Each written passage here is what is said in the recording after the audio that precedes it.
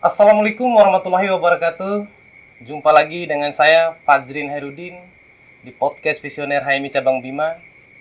Kali ini kita sudah kedatangan narasumber yang sangat kredibel sekali untuk membicarakan persoalan potensi banjir Kota Bima. Langsung saja kita sapa narasumber kita. Assalamualaikum Bang. Waalaikumsalam, De Ajib Fadrin. Siap Bang. Jadi sedikit saya ingin sampaikan bahwa Bang Sahwan ini atau lengkapnya M. Sahwan STMT. Beliau adalah alumni UGM Teknik Geologi yang kali ini kita panggil untuk berbincang seputar potensi banjir Kota Bima dalam pandangan geologi. Jadi sedikit untuk membuka pembicaraan Bang. Ya. Dinda ingin tanya aktivitas keseharian sebelum kesini Bang. Aktivitas seharian ya biasalah sebagai ASN, kita loyalitas pada pimpinan daerah, menyelesaikan pekerjaan-pekerjaan di ASN. Ya, hanya sekilas begitu saja sebenarnya sih. Hanya rutinitas sebagai ASN aja kita. Oke Bang. Jadi kenapa kami panggil Abang ke sini? Karena memang layak untuk dibicarakan tentang bagaimana potensi banjir ke depan. Karena mengingat 2016 lalu bahwa Kota Bima sendiri mengalami banjir bandang Bang ya. Ya. Begitupun di tahun 2021 dan tahun sebelum itu juga kena gitu Bang. Jadi untuk mempersingkat waktu supaya Abang juga bisa mengelaborasi konsep-konsep keilmuan secara geologi tentang potensi banjir Kota Bima, Dinda langsung aja tanya nih Bang. Ya. Tentang gimana sejarah geologi Kota Bima. Gitu. Oh ya. Kota Bima ini sebenarnya terbentuk kalau menurut tulisannya Ratna dan Ratna tahun 1993 peta geologi regional keseluruhannya itu dari Bako Sultanau waktu itu. Kota Bima ini terbentuk pada Miocene atas atau pada zaman Miocene. Dia ini terbentuk gunung api purba. Gunung api purba itu formasi pertama adalah formasi gunung api purba. Yang kemudian selaras kemudian itu terbentuk lagi dia namanya formasi gunung api tua, gitu. Gunung api. Kemudian ada celah waktu sehingga ketidakselarasan waktu saat itu. Kemudian gunung api ini meletus. Kemudian ada permukaan air laut yang masuk ke dalam Kota Bima. Itulah akan terbentuklah formasi batu gamping yang ada di khusus Kota Bima. Kemudian pada Miocene atas itu, tadi Miocene bawah kalau nggak salah formasi tadi. Kemudian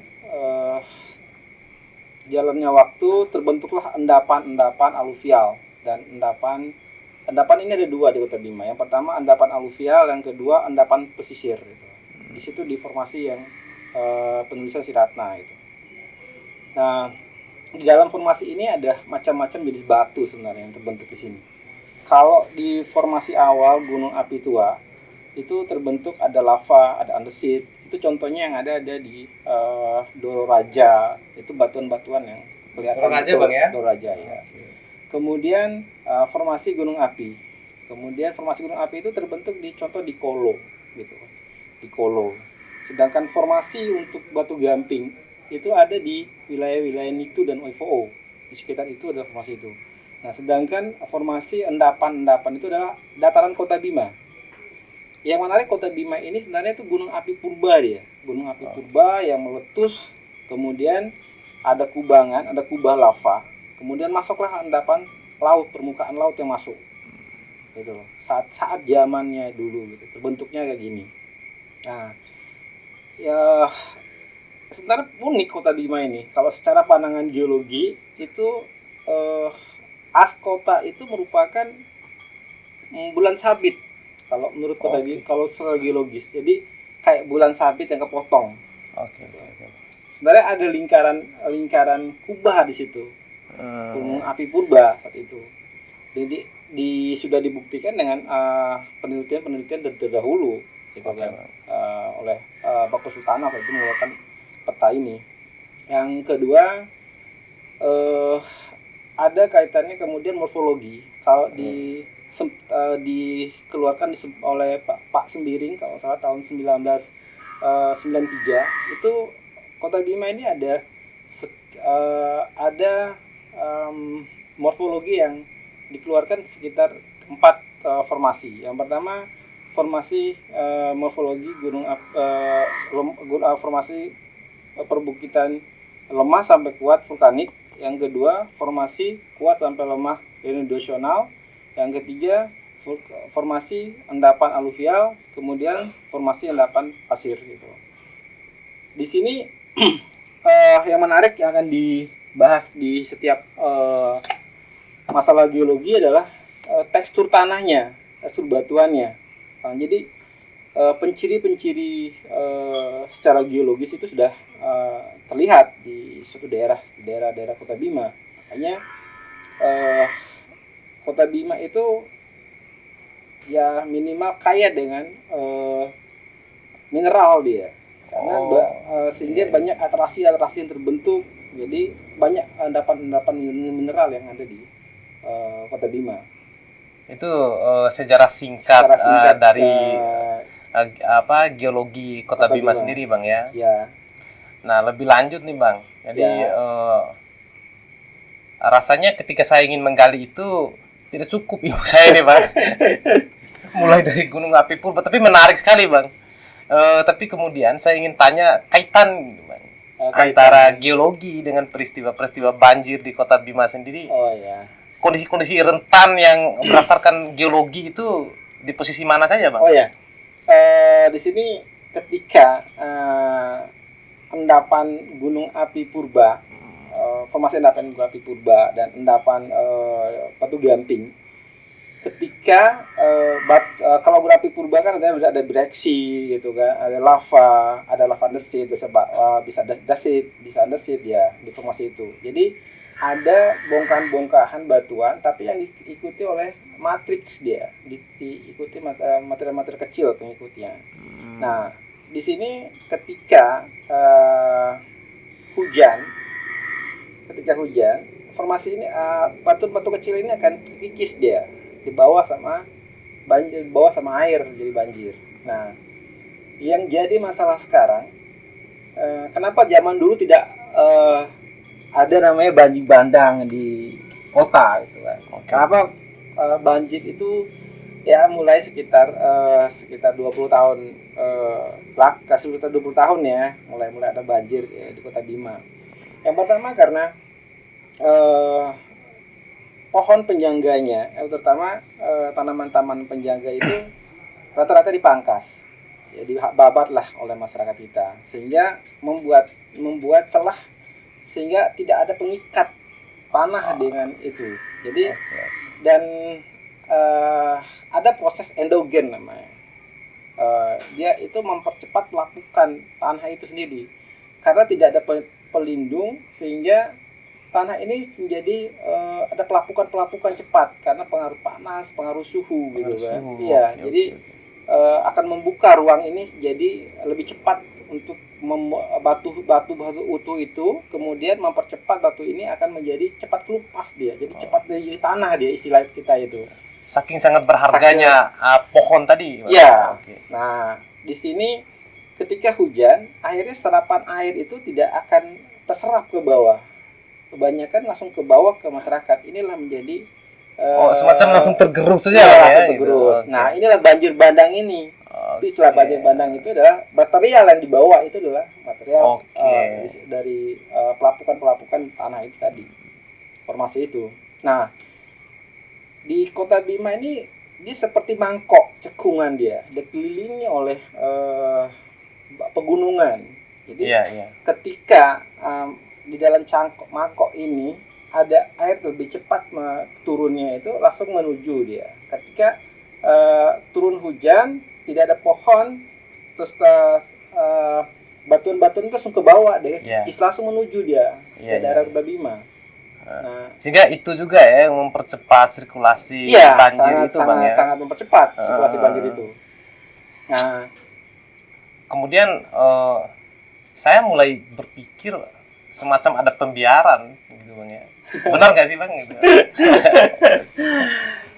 pembiaran dalam artian pembiaran ini sebenarnya ya banyak sih program-program pemerintah coba mengatasi masalah-masalah seperti ini gitu kan. Okay. Ya saya bilang masalah pembiaran sebenarnya sih tidak ada yang mau banjir gitu kan, tidak ada yang mau resiko itu. Ya masalah ekonomi yang utama, tuntutan ekonomi masyarakat yang utama. Kalau menurut saya sih, jadi pembukaan lahan segala macam ini adalah hal yang berkaitan dengan ekonomi. Oke. Kemudian kenapa tadi saya katakan demikian? Ya, secara sempit pemahaman saya sering melihat bahwa drainase yang ada di Kota Bima ini sendiri Bang, itu secara sempit saya lihat nih Bang ya, itu hanya hal sempit yang saya lihat. Tapi mungkin berdasarkan pemahaman Abang ada hal yang lebih besar yang mempengaruhi potensi banjir Kota Bima gitu kan. Ada nggak rencana tindak lanjut pemerintah setelah banjir 2016? Ya. 17-18 juga kena gitu. Yang terbesar di 16, 2021 juga lumayan besar itu Bang. Ya. Sepanjang yang Abang ketahui ada nggak? Ya, sepanjang saya ketahui pemerintah sudah menjalankan program itu. Contohnya adalah pelebaran sungai, pelebaran sungai. Tapi yang jadi ini masalah pelebaran sungai ini menurut pandangan saya sendiri bagus sebenarnya. Tapi kalau didiamkan seperti ini atau di hutan tidak ada pelestarian, ini sama aja akan ya hanya sekilas, hanya sesaat aja mengatasi banjir ini. Karena akan terjadi pendangkalan yang lebih cepat ke sungai. Jadi ketika sungai dilebarkan, memang dalam, ketika ada endapan-endapan terus mengalir masuk ke sungai semakin dangkal. Jadi ya menurut saya bukan program jangka panjang kalau seperti ini gitu kan. Kalau iya hanya istilahnya sesaat aja gitu kan. Enggak waktu panjang kalau seperti ini gitu kan. Saya mulai berpikir begini nih Bang. Jadi semacam ada perbedaan gitu antara paradigma birokrat dengan jadi mereka enggak pernah ingin berpikir tentang baik buruk atau istilah profit gitu dari program yang ingin capaian dari program yang ingin yang telah dikeluarkan gitu Bang ya. Tapi sebatas program itu ya supaya bisa selesai aja gitu. Anggaran itu bisa selesai aja gitu. Nah, lebih lanjut nih Bang. Oke, kita telah bahas itu, kemudian saya mulai sorot nih Bang. Misalnya nih Dinas Pertanian, kemudian Dinas Kehutanan. Sebenarnya di lain sisi juga ya saya sebagai masyarakat juga pernah gitu Bang. Yang melakukan pembabatan dan lain sebagainya di hutan, karena di lain sisi perut saya juga anggap saja pernyataan ini mewakili masyarakat gitu Bang ya, maksudnya perut saya juga berkata lain gitu.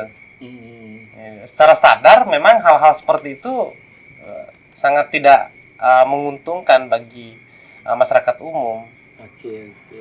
Nah, terkait polemik yang ada di kedua dinas itu gimana ceritanya Bang? Nah, hampir program-program anggap saya di dinas pertanian, lingkungan hidup, kemudian kehutanan, ya mau masuk akhir bulan, akhir tahun, udah mulai tuh. Nah, program pengadaan bibit dan lain sebagainya. Setelah ditanam juga bibit itu selesai kok, kan gitu kenyataannya Bang.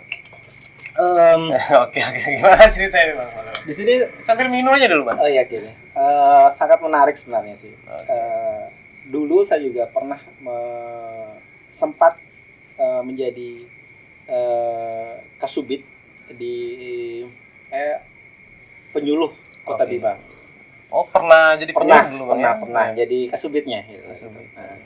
Jadi hal ini yang menarik sempat juga menjadi polemik bukan hanya daerah, itu nasional gitu. Jadi di sisi lain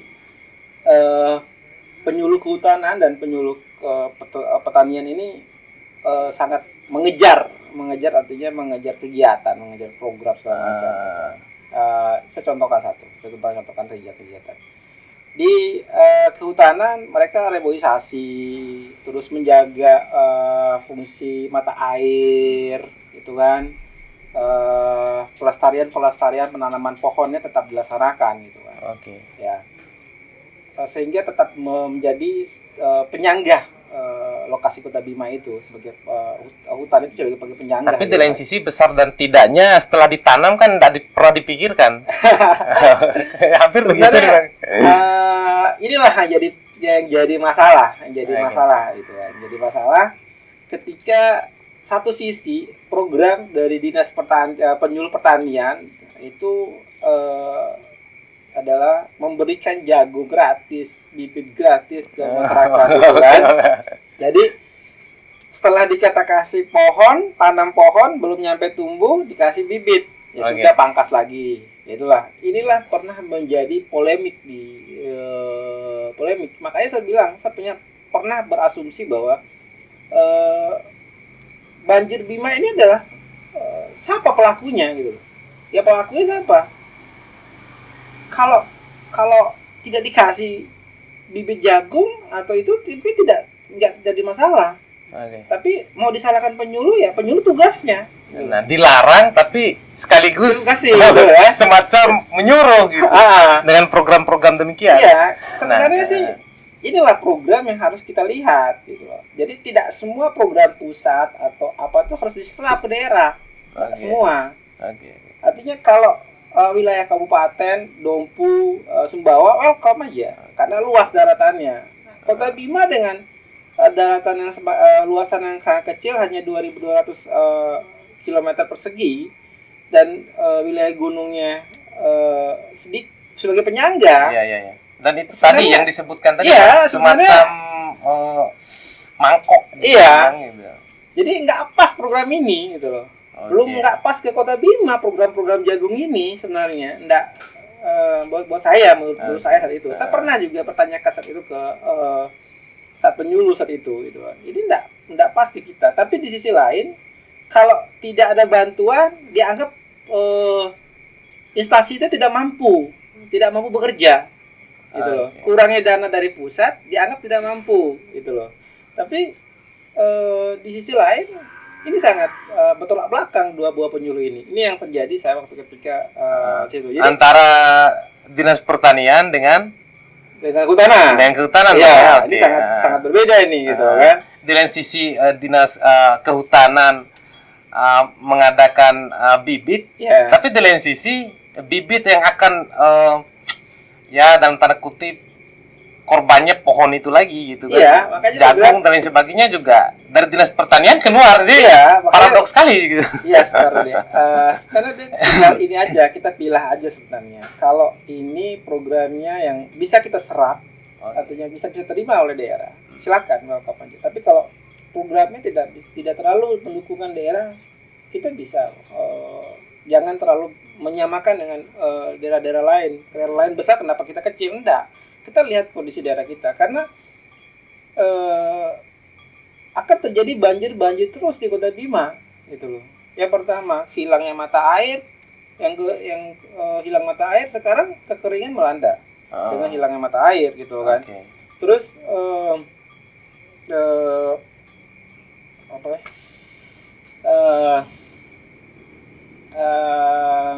sambil minum aja, Bang. Santai aja nih, Bang.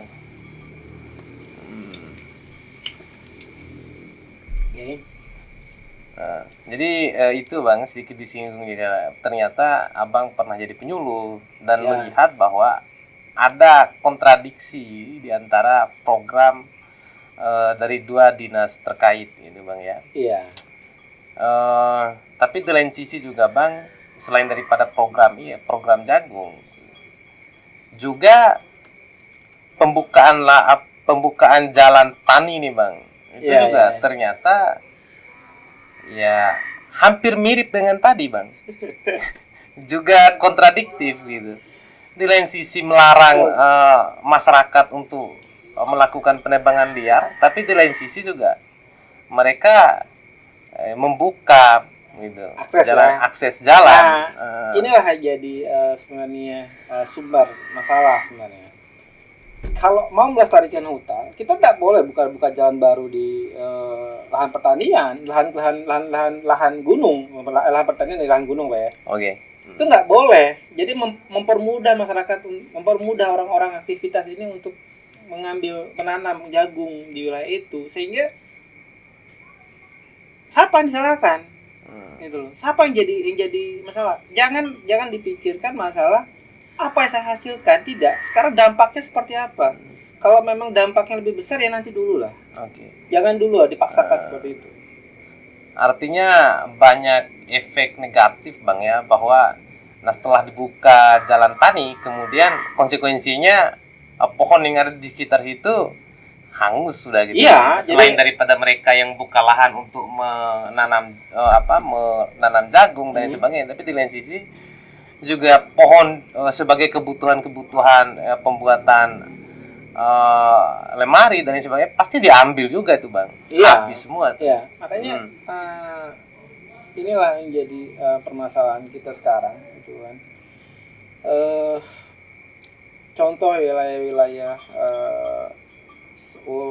utara gitu kan, ya kayak Kolo ya sekitarnya, apalagi itu merupakan breksi gitu kan, cepat larut, cepat terbawa air, cepat tergerus dia. Oh, itu postur daerahnya Bang ya. Jatiwangi gitu kan, segala macam itu sekitar Jatiwangi, Jatibaru, dan itu formasi-formasi yang cepat membuat gampang terbawa, jadi gampang terjadi banjir bandang dia, karena materialnya gampang cepat tergerus dia, karena akibat pohonnya sudah tidak ada. Jadi pelapukan yang terjadi itu akan mempercepat pelapukan ketika air hujan masuk, sudah Kota Bima seperti ini. Oke. Nah, sebenarnya kalau kita lihat nih Bang, saya coba analisa dari beberapa penyampaiannya Abang kan, pertama nih tentang kenapa tidak dikatakan banjir tapi harus banjir bandang. Ternyata hal-hal seperti itu kenapa dikatakan banjir bandang, karena ada yang dibawa gitu, material yang dibawa selain daripada air itu. Di lain sisi program pemerintah, kemudian yang membuat drainase dan lain sebagainya, kemudian pelebaran sungai. Tapi di lain sisi ketika hujan, pohon tidak ada, banjir bandang hadir, sungainya terendap lagi, banyak tanah. Makanya program di sini kalau saya perhatikan, kan kita kurang dalam pembuatan bendungan penghadang itu. Artinya kita sudah tahu bahwa dari hulunya ini adalah material yang dibawa adalah lumpur atau tanah yang bawa ke sungai gitu. Nah, sedangkan kita punya ini tidak terlalu banyak bendungan penghalang kita, bendungan penghalang, sehingga material itu tertampung dulu, kemudian misalkan tahun depan kita bisa taruh kerok lah gitu kan, untuk menghindari terjadinya banyaknya lumpur yang terjadi, jadi pendangkalan pada aliran sungai. Yang paling gampang dilihat adalah secara pandangan saya secara geologis adalah berapa kipas aluvial yang ada di dataran mulut sungai, gitu kan. Yang mudah dilihat secara kasat mata adalah cepatnya terjadi pendangkalan di daerah sekitar Lawata. Itu akibat banjir itu namanya kipas aluvial dia. Kipas delta dia. Jadi ada sungai, ketika aliran sungai itu dia akan membuat kipas delta, dia pengendapan terus dia. Makanya Lawata dulu agak, kalau kita surut air itu agak ke dalam gitu, agak jauh pandangan kita gitu. Sekarang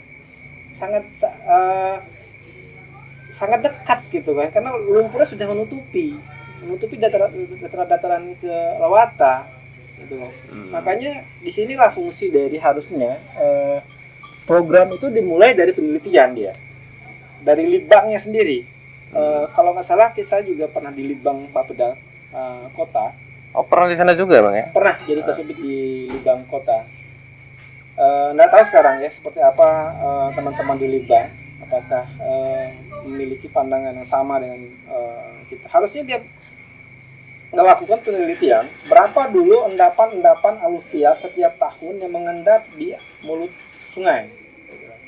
Nah, semakin dia cepat ketebalannya, berarti ada masalah di hulu.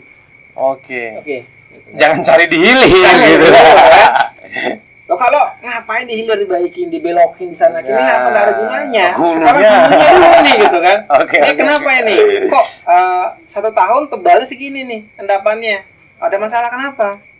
Gitu loh. Nah, ini yang jadi problem sendiri ya? Gitu loh kan. Jadi kita itu ya mulailah dari Litbang, mulailah dari penelitian. Penelitian itu baru kita bisa membuatkan program-program utama. Contoh kayak tadi itu. Kenapa sih mata air hilang? Oke. Oh, karena pohonnya nggak ada. Kayak gitu kan. Oke. Bukan mata air nggak ada, dicari kemana posisinya lagi, mata air lagi lebih besar lagi. Enggak, sekarang carikan dulu apa sumber masalahnya gitu loh. Nah, yang jadi masalah utama adalah masalah pekerjaan masyarakat ini, masalah ekonomi. Yang jadi masalah itu utama itu menurut saya, pandangan saya adalah masalah ekonomi. Ya, jadi tidak punya lahan pekerjaan. Ya, akhirnya ke sana. Tidak punya lahan pekerjaan, kemudian pemerintah membantu dengan bibit gratis, jagung gratis, ya kan? Ya udahlah, kayak aki jagung kok babat tuh hutan, kayak gitu kan? Kan kayak gitu ya kan? Nah, kenapa? Mereka juga terpaksa. Kenapa? Nggak ada mau kerjaan apa? Nah, inilah harus dilakukan inovasi oleh pemerintah. Gimana caranya menjaga masyarakat untuk pergi ke hutan? Gitu kan? Supaya gimana caranya menjaga ekonominya mereka terjaga? Kita buka lahan-lahan pekerjaan baru. Nah, ini tugas dari pemerintah. Gitu loh. Tugas dari fungsi pemerintah sendiri, gimana caranya membuka lahan-lahan ya sesuai dengan visi misi wali kota. Membuka 1.000 tenaga kerja gitu loh. Supaya untuk menghindari ini. Menghindari perilaku masyarakat yang terhadap hutan, kerusakan lingkungan. Ya. Nah, di lain sisi nih Bang, cukup jauh juga tuh kita ke sana kan Bang ya. Pasti banyak juga sahabat visioner yang ya pasti sudah tahu lah, yang ingin tanya tuh kehilangan mata air itu selain daripada tidak adanya pohon. Nantilah di sesi selanjutnya kita bahas tentang itu malah asal usul itu tuh. Yang lebih asiknya itu ketika dibahas sama teman-teman hutanan. Oke, siap. Yang lebih paham dia soal mata air di hutan. Soalnya dulu saat itu dulu saya pernah baca ketika penyuluh. Jadi ada pola tanam yang harus diterapkan, bukan hanya tanaman-tanaman hutan yang dilakukan saat kasing dikasih ini jati, ini mahoni, ini enggak. Saat dulu kita sama tim Bapeda pernah melakukan riset tentang kawasan Kepenta saat itu. Jadi sosial budaya kawasan Kepenta. Jadi masyarakat ini memiliki perbedaan kulturnya. Ada perbedaan kultur ekonomi di sini. Contoh kayak gini, di wilayah Jatibaru, Jatiwangi, dia tidak terlalu membutuhkan jati segala macam, tidak. Mereka tuh membutuhkan seperti kemiri. Jadi hasilnya itu ketika dia tumbuh, ada ekonomi yang jalan, dia bisa mengambil kemiri ini, bisa dijual. Nah, ketika dikasih hanya jati segala macam sudah ditanam, mereka bukan hak mereka karena bukan kawasan mereka. Gitu loh. Jadi kemiri semacam kemiri lebih efektif gitu. Harusnya ditanya dulu gitu loh, masyarakatnya seperti apa maunya nih, tanaman apa yang dibutuhkan di sini. Nanti kan teman-teman hutanan lebih tahu nih jenis tanaman ini merupakan kawasan hutan, tanaman hutan. Kalau tanaman ini merupakan tanaman buah-buahan, itu kan jenisnya berbeda itu. Nanti ada bisa sistem tumpang sari dia. Jadi berapa persen gitu kan, supaya ada ekonomi juga yang tumbuh di situ. Jadi masyarakat itu jangan hanya menanam pohon satu jenis, mereka nggak tahu hasilnya apa. Nah, harus tumpang sari. Inilah solusinya Bang ya. Ada banyak program-program yang gagal yang dilaksanakan. Gerhan namanya. Itu gagal total. Karena apa? Bibit dikasih, masyarakat nggak mau nanam. Karena dia masyarakat berpikir bahwa saat tanam ini dia tumbuh bukan buat saya. Yang rugi siapa? Masyarakat sebenarnya. Mereka gitu program jalan.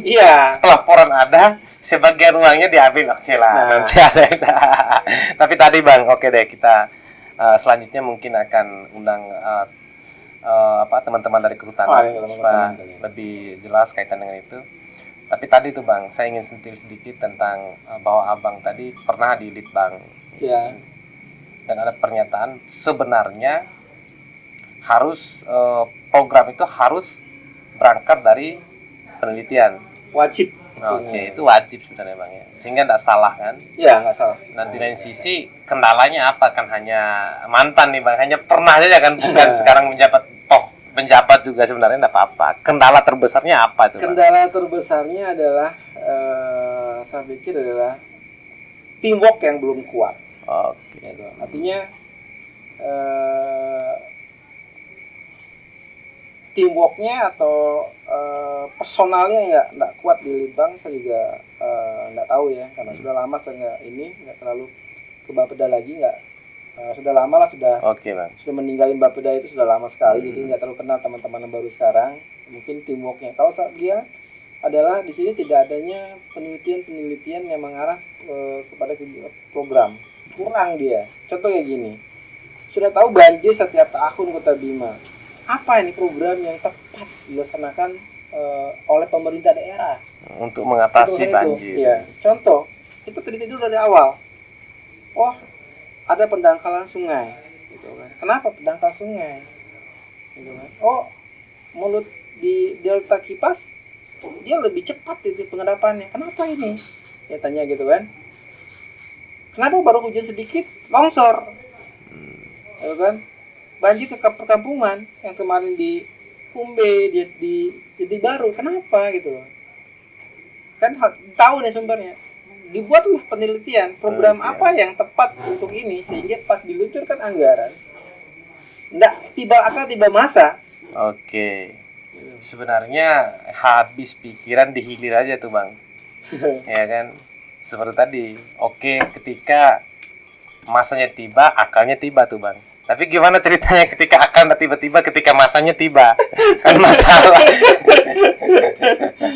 Jadi nggak tahu arahnya kemana Kota Bima nanti kan. Nah selanjutnya nih Bang, saya ingin tanya sedikit tentang, artinya saya pernah menilai begini Bang, BNPB gitu kan, Badan Nasional Penanggulangan Bencana, hanya hadir ketika pasca bencana, perannya entah kemana.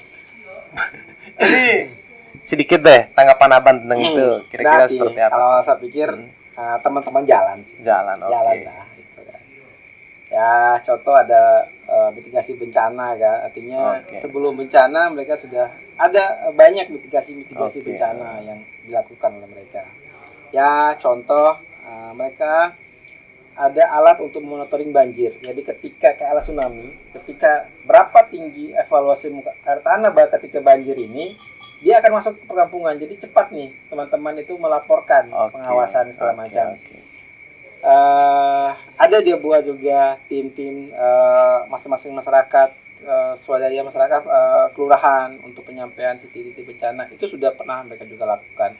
Memang di sini rata-rata adalah tidak ada koordinasi di setiap lini. Contoh tadi itu lini pertanian, lini kehutanan, khas bencana alam. Ini tidak ada terlalu memiliki koordinasi gitu loh. Contoh kayak gini deh. Nah, BPBD terus tangani terus mau banjir, ya kan? Pertanian ini kasih pupuk, sama aja banjir sih, tanganin dah, ya kan? Jangan tanganin di banjir, ya kan? Jadi enggak connect ini. Jadi ya kasihan juga teman-teman bencana alam gitu kan, teman-teman BPBD itu bekerja ya saya pikir maksimal lah pekerjaan mereka itu kan, Oke. ya maksimal lah. Karena di lain sisi juga bisa dinilai mereka hanya bekerja di hilir aja. Ya, Ya, bukan di hulurnya gitu, enggak bukan sih, di hulunya ya. gitu bang. Saya pikir itu kalau pemerintah jelas kok program-programnya jelas gitu kan. Cuma perlu lagi inovasi-inovasi baru, program-program itu sebenarnya dibantu dengan litbang, gitu. Sangat dibantu oleh litbang. Gitu. Jadi jangan kegiatan yang monoton terus gitu kan. Oke. Ya, tapi bertahap ini. Masalah banjir Kota Bima ini nggak mudah, nggak segampang kita membalikan telapak tangan, membalikan ini. Karena apa? Posisi hutan kita sudah gundul, gitu kan.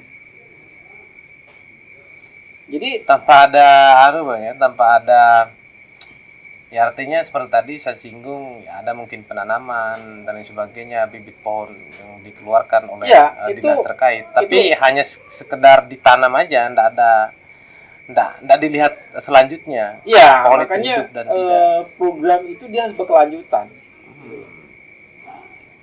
Berkelanjutan dia untuk menyelesaikan banjir di Kota Bima ini, berkelanjutan dia. Makanya apakah dan kalau saya sebenarnya sudah kayak membangun pelebaran sungai dengan membangun jalan evakuasi itu sudah benar, tepat itu sebenarnya. Karena wajib hukumnya ada namanya peta rawan bencana, jalur evakuasinya jelas. Ketika masyarakat terkena banjir itu cepat evakuasi udah benar, langkah-langkah itu sudah benar. Cuma masalahnya yang jadi saya jadi kepikiran sekarang adalah apakah kita hanya sampai hanya untuk hanya menerima banjir terus gitu. Hanya menerima banjir terus tapi tidak pernah mau apa sih program berkelanjutannya gitu kan. Makanya kalau contoh kayak daerah-daerah OVO segala macam itu daerah-daerah gamping, ketika dibabat pun hutannya itu lebih cepat dia menjadi tanah itu loh, endapan dia cepat lagi menjadi tanah karena proses panas tadi yang tidak melindungi batu itu cepat dia jadi tanah lagi. Itu jadi, gamping bang ya. Iya, jadi ini formasinya gitu kan. Jadi kita dikelilingi oleh gunung itu, ada formasi batu gunung api tua, ada formasi gamping di sini, ada gunung api tua kan, ada gunung api di sini formasi tua kan. Jadi penjajahan kita nggak ada nih gitu. Nah sedangkan kondisi batu kita ini sangat cepat mengalami pelapukan. Gitu.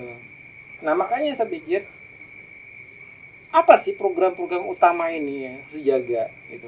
Selain kita pelebaran sungai tadi gitu kan. Ini nggak bisa nggak hanya sesaat, karena gini. Hujan, kita debit hujan nggak tahu debitnya berapa. Ketika debitnya besar ya ngalir lagi, keluar lagi dia. Nggak akan selesai gitu. Nah, makanya carilah solusi yang terbaik. Ya, kalau saya sih serahkan ke teman-teman teman-teman lah ya, teman-teman saya di pemerintah lah ya gitu kan. Ya, mudah-mudahan mereka mau berpikir gimana program yang terbaik gitu masing-masing dinas ini. Kalau masing-masing dinasnya jalannya berbeda-beda nggak akan selesai. Sampai kapan pun sudah. Sebenarnya seperti yang disinggung juga harus terintegrasi sebenarnya bang ya. Iya, program itu wajib. Ya, wajib itu. Karena masalah terbesar Kota Bima saat ini adalah banjir itu sendiri bang ya. Iya. Ya. Nah di lain sisi nih bang, kan ada rencana pembangunan universitas ini bang, Universitas IAIN nih. Mungkin abang tahu juga tentang itu ya. Daerah mana deh? Saya dapat info itu bang, itu jadi lahan yang dipakai adalah lahan hutan tuh bang. Ya. Nah lahan hutan yang kemudian itu membentang dari hutan Rapadompu sampai dengan Wimbo bang. Oh gitu. Ya, saya ingin tanya aja implikasinya bang. Jadi coba sedikit dijelaskan tentang prospek potensi banjirnya terhadap pembangunan IAIN itu, Bang? Kalau saya sih mendukung ya, mendukung adanya universitas yang baru di Kota Bima. Itu adalah menurut saya adalah suatu kemajuan, sangat kemajuan yang pesat ya di Kota Bima itu. Inilah perlu menurut saya adalah bukan UKL UPL di sini main. Dia main AMDAL sini nih. Karena luasan itu pasti luas tuh ya. Lebih dari 10 hektar palingnya. Paling rendah kan kampus kan 10 hektar tuh. Oke, Bang. Dia kan luas nih dia. Jadi tidak UKL UPL dia nih. Harus AMDAL nih. Oke. Nah, AMDAL itu adalah nantilah urusannya orang-orang tim AMDAL itu kan. Oke. Kalau di Bima sih saya pikir orang-orang Bima yang AMDAL itu salah aja. Panggillah orang-orang pintar yang di luar. Karena banjir akan terjadi, iya. Karena ada pemangkasan lahan, ketika pemangkasan lahan kemudian turun air hujan kan tetap cepat ngalirnya. Apalagi tidak ada reservoir di situ. Apa tuh, Bang? Reservoir tuh kayak penahan, kayak penyangga kayak reservoir itu kan. Kayak reservoir. Nah, yang jadi pertanyaan saya di situ sangat nanti tim AMDA lah yang akan menilai nanti itu ya. Karena akan berdekatan dengan rumah relokasi loh. Di sebelahnya itu rumah relokasi. Kalau ini gunungnya yang tadi Anda katakan Abadompu, di sebelahnya rumah relokasi. Oke. Ya. Kalau ini dipangkas, berarti banjir lagi di lokasi. Jadi ada. Tapi kalau menurut tim AMDALnya nanti diperbolehkan, artinya bisa lah lahan ini dipakai. Tapi dengan catatan harus dibuat ini rekomendasi AMDALnya segala macamnya itu kan. Oke aja. Tapi dia bertanggung jawab nanti. Jangan lari. Oke. Ya, jangan abal-abal nanti yang buat. Oke. Karena ini berkaitan dengan hajat masyarakat. Ya jadi cepat, banjir lebih cepat. Itu pendangkalan yang ada di sungai lebih cepat, iya. Tapi manfaatnya memang ada buat masyarakat, ada kampus ini. Tapi memang harus benar-benar cerdas lah gitu kan, melihat kondisi ini gitu kan. Gimana nanti teknis-teknisnya mereka seperti apa, toh cerdas dia. Kalau salah sedikit saya pikir malah kampus ini membawa musibah. Sudah musibah nanti ke relokasi, sudah musibah lagi masuk ke sungai, banjir lagi, sama juga. Tapi kalau memang teknisinya nanti lebih bagus, artinya cerdas itu melihat semuanya ini, itu malah bagus sebenarnya. Malah bagus begitu. Iya, bagus di sisi ekonominya, mungkin masyarakat akan lebih maju ekonominya di sekitar situ, Bang ya. Di sini harus benar-benar dipantau atau dilihat dan harus disosialisasi ke masyarakat nanti. Gimana model bangunan kampusnya, nanti gimana model desainnya, dia ketika curah hujannya tinggi, airnya harus dibawa kemana gitu kan. Karena jangan tiba masa lagi. Gitu kan. Karena problem-problemnya dari tiba masa soalnya. Takutnya akalnya udah tiba ketika masa itu datang. Iya gitu kan. Banyak kejadian program-program yang tiba kali masa gitu kan. Artinya sudah bangun, banjir, bingung ya kan. Nah. Kan contohnya kalian contoh kemarin lah ya kan, rumah lokasi ya kan sudah dibuat di saluran segala macam, sudah benar memang itu kan udah benar gitu kan. idenya benar gitu kan, pas kena air hujan banjir lagi bingung kan, harusnya kan gimana gitu kan, makanya harus tepat ini, jangan sampai terulang kejadian yang lalu buat kota terus gitu kan. Jangan mengulang terus kesalahan lalu lah, makanya saya setuju tentang kampus, iya saya sangat setuju gitu kan. Tapi harus dipikirkan juga tentang kondisi lingkungan di sekitarnya, dampak besar yang terjadi. Lihat aja sekarang gini, Kota Bima di sungainya utama ya, bandingkan zaman dulu waktu kecil dengan zaman sekarang. Zaman dulu kayaknya mandi di sungai itu nyaman aja ya kan? Itu karena sudah aktivitas seharian karena airnya masih jernih lah ya kan. Tapi sekarang mandi keluarnya lumpur. Jadi inilah yang jadi yang harus dilihat. Kenapa? Apa sumber masalahnya gitu kan. sudah tahu kondisi tanah geologis seperti ini. Nah, kita lihat ini seperti apa yang harus dilakukan oleh pemerintah daerah sebenarnya sih. Sebenarnya kalau bisa dinilai nih Bang, Ya, yang paling jahat dari tragedi-tragedi banjir yang ada di Kota Bima ini apa Bang? Yang paling jahat di yang antara paling jahat. stakeholder yang ada tuh. Yang paling jahat kira-kira nih, kita hanya berasumsi saja nih Bang. Nggak ada sih yang jahat ya kan, nggak ada yang jahat lah. Semua program tuh bagus, Oke. semua tuh baik. Cuma bagaimana caranya program itu sangat bermanfaat atau tidak sih? Artinya contoh tadi lah itu, bagi jagung itu bukan solusi sebenarnya. Malah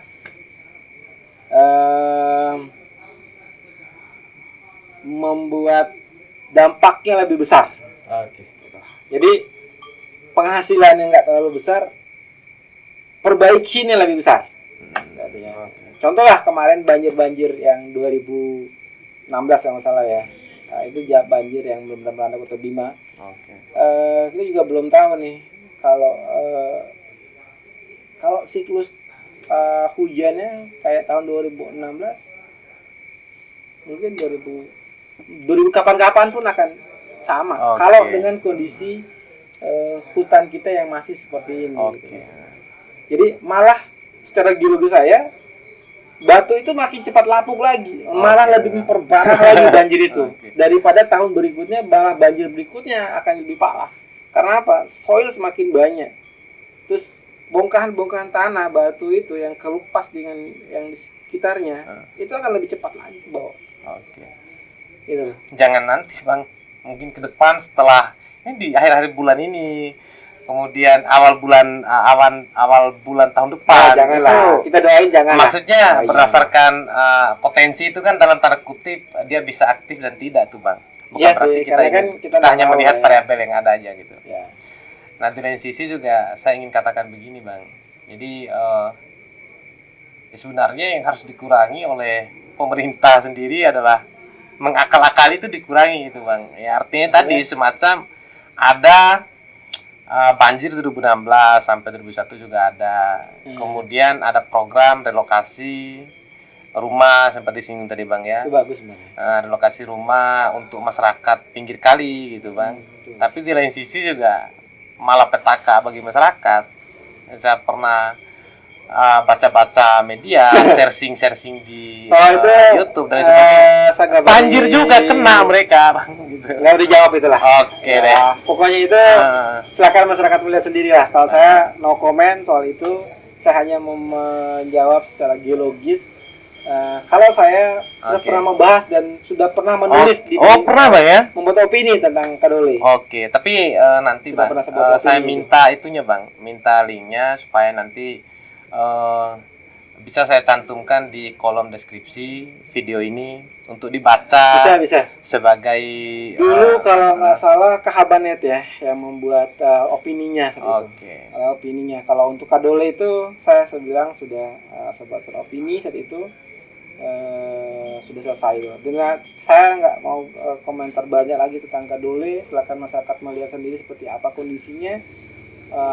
Saya hanya. Tapi satu Bang, saya ingin tanya, berapa anggaran yang dihabiskan di sana itu Bang? Oh nggak tahu saya deh. Oke. Nah kalau soal itu saya nggak tahu. Pokoknya ke dinas terkait aja.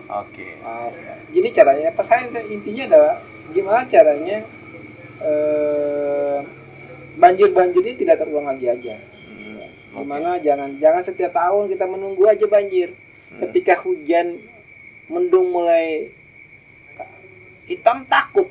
Gitu kan? Iya. Nah, rasa trauma ini lebih dalam. Makanya gimana ini program ini gitu. Sebenarnya yang tepat itu masyarakat siap banjir, misal ada program-program. Ada. Program itu sudah ada gitu. Tapi kan kalau hanya istilahnya menerima banjir terus kan nggak ada gunanya. Oh iya, benar. Ngapain hanya terima banjir terus setiap tahun? Nah sekarang makanya tadi bilang gimana caranya seperti ini nih. Makanya dengan kondisi geologisnya seperti ini adalah Kota Bima dalam kayak Bangkok gitu kan, dengan kondisi tanahnya seperti ini, nanti bisa kolaborasi teman-teman di kehutanan, di Letak pertanian, segala macam geografisnya. gitu ya. Oke. Ini tanaman-tanaman apa yang cocok sehingga lebih cepat menanam ini. Nah, terus gimana pencegahan sementara dulu sambil menunggu tadi pohon itu tumbuh gitu loh kan. Sehingga kembalilah zaman dulu, tapi bukan ekonominya zaman dulu ya. Artinya ekosistemnya Kota Bima bukan kota banjir. Kota banjir. Ya, kalau Kota Bima bilang kota banjir atau siap banjir ya gak ada gunanya. Okay. Gak ada gunanya semuanya. Artinya ya kalau setiap tahun hanya menunggu banjir ya gagal semua apa dibangun itu kan. Oke deh Bang. Kemudian nih Bang, jadi saya rasa cukup panjang kita bahas soal itu ya. Alhamdulillah sangat mengedukasi, terutama saya pribadi itu Bang. Okay. Ya mungkin juga bisa berguna bagi teman-teman yang menonton video ini. Tapi ada kabar duka sebenarnya ini Bang, dari kemarin. Ya. Kamis tanggal 18 November 2001 terjadi longsor di kelurahan itu Bang, Kecamatan Rabak, Kota Bima, RT 7 RW 4. Lengkap sekali itu Bang. Ya. Jadi longsor itu merobohkan satu unit WC Bang. Tapi di dekat WC itu ada beberapa deretan rumah yang sekitar satu langkah saya lihat tuh Bang. Ya juga mungkin akan roboh tuh Bang. Inilah tetap akan berkaitan karena wilayah itu wilayah gunung, wilayah daerah pegunungan, gitu kan. Dia di jumping gitu kan. Oh, sama di jumping dia. Jumping cara Bang ya. Karena pohon yang tadi, pohon-pohon itu sudah dipangkas, sudah dibabat oleh masyarakat. Jadi terjadilah pelapukan. Jadi air itu akan masuk ke tanah, kemudian jadilah tanah ini dia tampung. Tapi dia karena bawahnya masih batu, akhirnya mengendap. Batu itu kayak ketertahan itu loh. Ya sudah, mempercepat longsor sudah. Gitu kan. Jadi ketika pengundulan seperti ini bukan hanya banjir, rawan longsor iya. Makanya nanti saya khawatirkan, kalau saya pribadi saya akan khawatir di daerah jalan-jalan kayak ke Wera, ke Kolo itu. Ya tebingnya tinggi-tinggi sekali di sana tuh Bang. Itu sangat rawan. Makanya saya bilang kenapa? Inilah fungsi tadi lubang itu. Harus berbasis penelitian gitu. Iya, ya, karena dia ada namanya kalau kita di geologis itu adalah bencana longsor. Tadi kan baru banjir nih kita bahas nih. Nah, kalau saudara saya yang tadi yang kena musibah itu adalah longsor itu kan. Tapi intinya hampir sama. Karena memang kondisi tanah kita itu kalau kita tidak ada penutupnya di atas, semakin cepat dia akan membuat tanah kita itu akan menjadi lapuk, akan menjadi tanah, kemudian tapi di bawahnya masih ada batu sih misalnya. Nah, ketika tebal soilnya semakin tebal, tanahnya semakin tebal begini, kan masuk air kan jadi berat ya. Iya. Akhirnya longsor sudah. Nah, ini yang terjadi. Padahal harusnya di daerah kita ini beda dengan daerah-daerah Jawa Barat. Di daerah kenapa setiap hari Jawa Barat itu longsor. Makanya tadi saya bilang saya dengar kata Ade itu, Bang. ada Fajrin, ada longsor. Itu saya bilang, waduh, sudah mulai parah bencana yang ada kita. Bukan hanya banjir malah, sudah longsor lagi malah. Gitu loh. Bukan saya doakan Bang, itu mungkin hanya tanda kecil gitu Bang ya. Iya, gitu. Malah kalau kayak gini saya pikir saya akan malah khawatir yang ke arah Kolo. Kolo Wera itu saya nggak tahu kabupatennya karena saya bukan kabupaten. Iya. Gitu kan. Saya sangat khawatir wilayah-wilayah itu sangat terjadi longsor. Akan mempercepat dari longsor. Oke, jadi secara pribadi saya berbelasungkawa terhadap saudara-saudara yang ada di kelurahan itu, Kecamatan Rabak, Kota Bima. Saya ingin kasih waktu Abang untuk memberikan kata sakti nih, secara pribadi maupun terkait dengan masalah yang kita bahas hari ini Bang. kata saktinya untuk masyarakat, pemerintah. Kata Mungkin bisa sakti, kalau saya sih disingkat. hanya bilang aja, nggak ada kata-kata lain, kata-kata lah, Oke, kata-kata Pak. sakti itu yang penting gimana caranya kita melestarikan hutan Oke. dengan baik, ya, berkoordinasilah pemerintah dengan baik, Oke. semua lini sektor pemerintah dengan baik, programnya terintegrasi, menurut kayak tadi itu bagus, sangat-sangat bagus, terintegrasi, terus dilakukanlah dengan penelitian awal, Oke. mulailah dengan penelitian, jangan berbasis tiba akal tiba masa. Oke. Yang kedua, Kota Bima itu sangat riskan terhadap bencana karena posisinya tadi dan dikelilingi oleh batuan-batuan vulkanik yang sangat tua. Oke. Gitu. Nah, gimana caranya potensi-potensi yang membuat negatif ini menjadi positif? Gitu. Ya, menjadi artinya kalau kita ada pohon, ada hutan bagus, bisa ya taman rekreasi. Jadi itu positif auranya. Sebenarnya kan, Pak. Sebenarnya ya kan. Jadi jadikanlah hal yang negatif jadi aura positif. Aura positif. Oke. Nah,